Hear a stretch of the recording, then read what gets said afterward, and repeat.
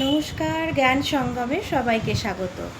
আজকের knowledge point হচ্ছে knowledge and faith, জ্ঞান এবং বিশ্বাস। তো গুরুজি বলছেন বিজ্ঞানে জ্ঞান প্রথমে আসে, তারপর বিশ্বাস। আমরা সব পরীক্ষা নিরীক্ষা করি, তারপর বিশ্বাস করি বিজ্ঞানে। উদাহরণ হিসেবে বলা যায় বিজ্ঞান রাসায়নিক কৃষি পদ্ধতিকে উৎসাহিত করেছিল এবং বিশ্ব তা অনুসরণ করেছিল।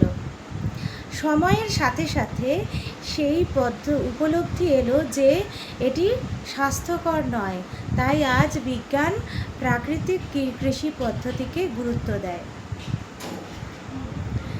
অর্থাৎ জ্ঞানের পরিবর্তনের সাথে সাথে বিশ্বাসের ক্ষেত্রেও পরিবর্তন এলো।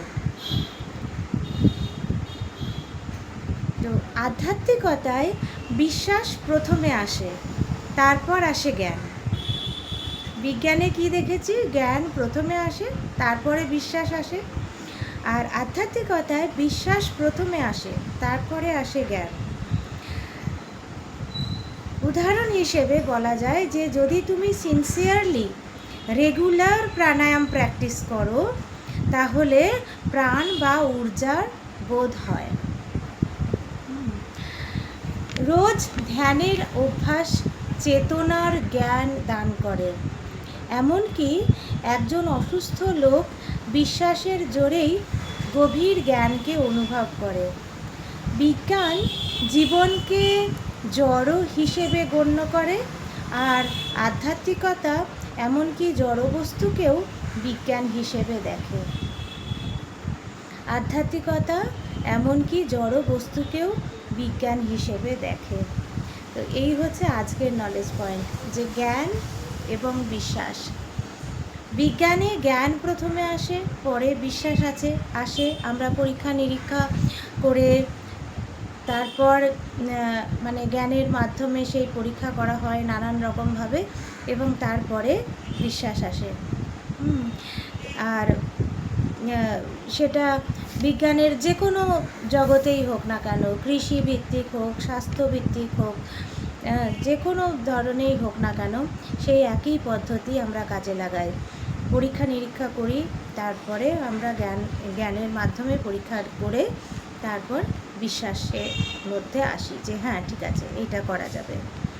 কিন্তু আধ্যাত্মিকতার ক্ষেত্রে গুরুজি বলছেন বিশ্বাস প্রথমে আসে, তারপরে আসে জ্ঞান।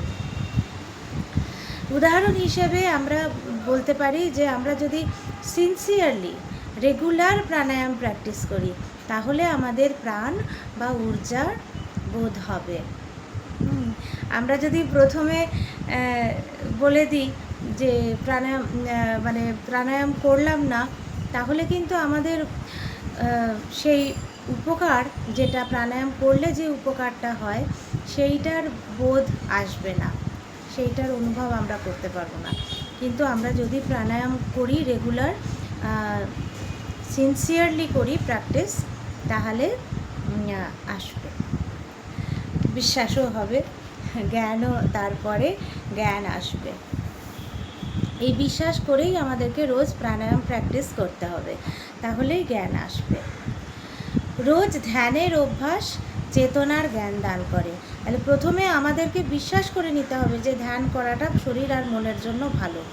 তারপরেই কিন্তু আমরা ধ্যানে প্র্যাকটিস করব, এবং রেগুলার ধ্যান প্র্যাকটিস করার পরে করতে করতেই আমরা চেতনার সেই জ্ঞান অনুভব করতে পারবো। এমনকি একজন বিশ্বাসের জোরেই একজন অসুস্থ ব্যক্তি গভীর জ্ঞান অনুভব করতে পারে। আর বিজ্ঞান জীবনকে জড় হিসেবে গণ্য করে, আর আধ্যাত্মিকতা এমনকি জড়বস্তুকেও জীবন হিসেবে দেখে। এই হচ্ছে আজকের নলেজ পয়েন্ট। অনেকেই মনে করেন যে আধ্যাত্মিকতার সঙ্গে বিজ্ঞানের সম্পর্ক কী,